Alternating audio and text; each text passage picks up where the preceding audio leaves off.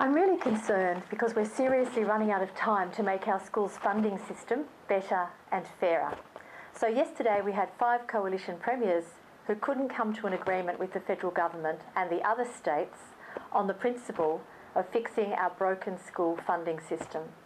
That means that we only have 10 days left now until the COAG meeting, when all governments must come to agreement or the Gonski school funding reforms are gone.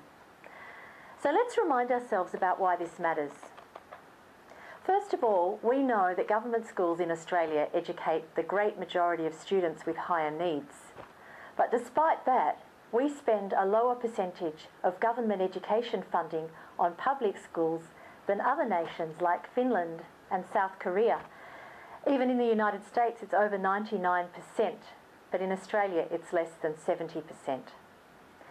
And sadly, it's not surprising then that Australia's education system is inequitable. In Australia, a child's background affects their achievement more than in other countries, no matter what their own inherent ability. So by year 9 in Australia, disadvantaged students are up to 5 years behind the most privileged students. That means that no matter how smart a child might be, if they're from a poorer background, it's very likely that they will never reach their full potential. That is such a waste because education is vital for a clever country. Our educational standards are slipping internationally, and a recent study by PricewaterhouseCoopers has shown that if we don't lift our performance in Australia, we actually stand to wipe $1.5 trillion from the economy by the end of the century in lost productivity.